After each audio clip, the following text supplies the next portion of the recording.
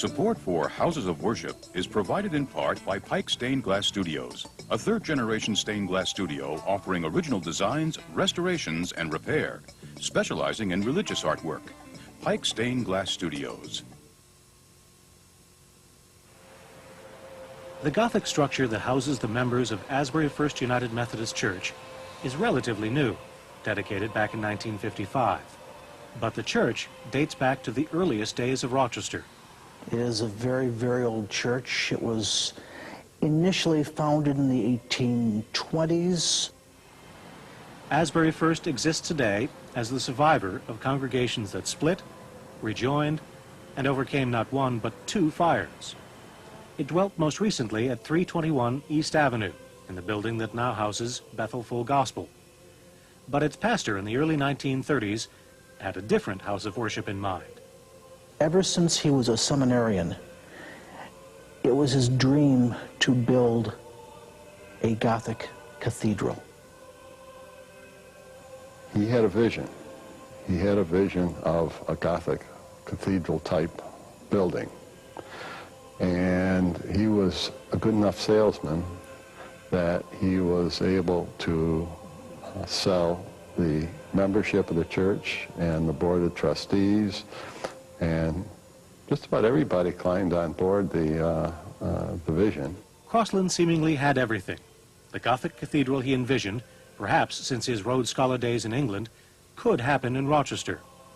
Asbury had a good, strong, active, and relatively wealthy congregation. The money and the will were there. The timing for his vision was not.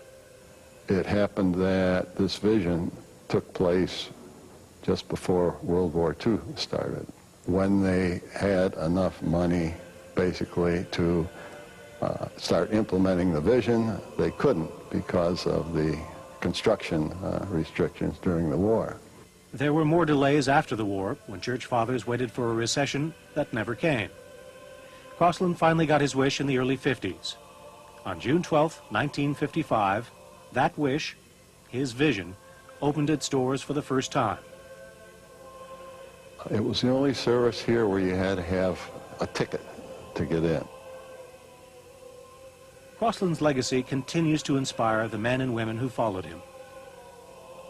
This is the 7th church for Asbury's current pastor, Reverend Robert Hill.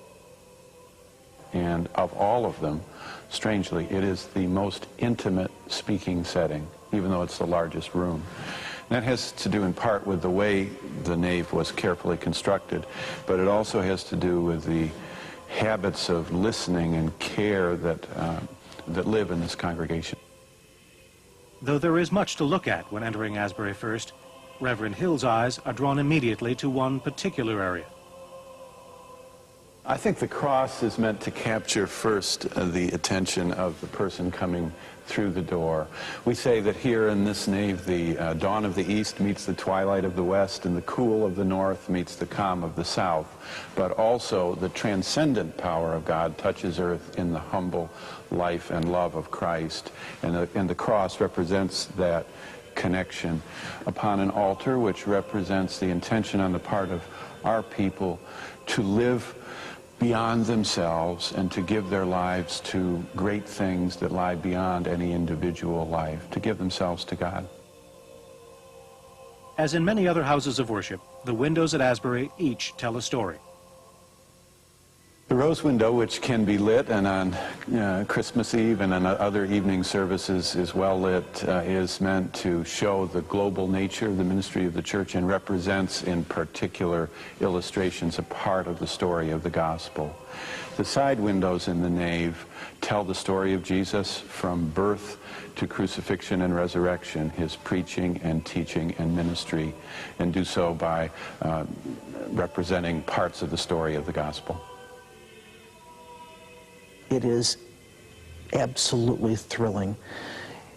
The church can literally take your breath away on Sunday morning.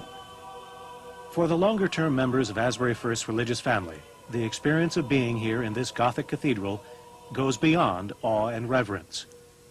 Those who knew him still see a touch of Weldon Crossland. His presence can be felt in the pillars and arches and windows, all with good reason. Weldon Crossland never left. When Weldon died in the early 60s, as a tribute to him, he was buried in front of the high altar. In fact, for many years when I was working as an acolyte, one of the things I would do every morning would say, "Good morning, Dr. Crosland," as I was lighting the candles. And that tradition actually continues on. My daughter did the same thing as she was an acolyte a few years ago.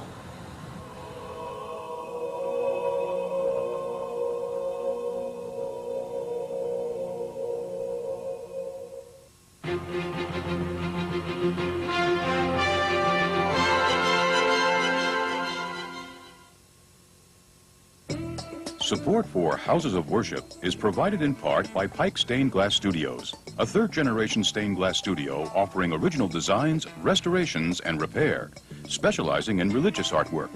Pike Stained Glass Studios.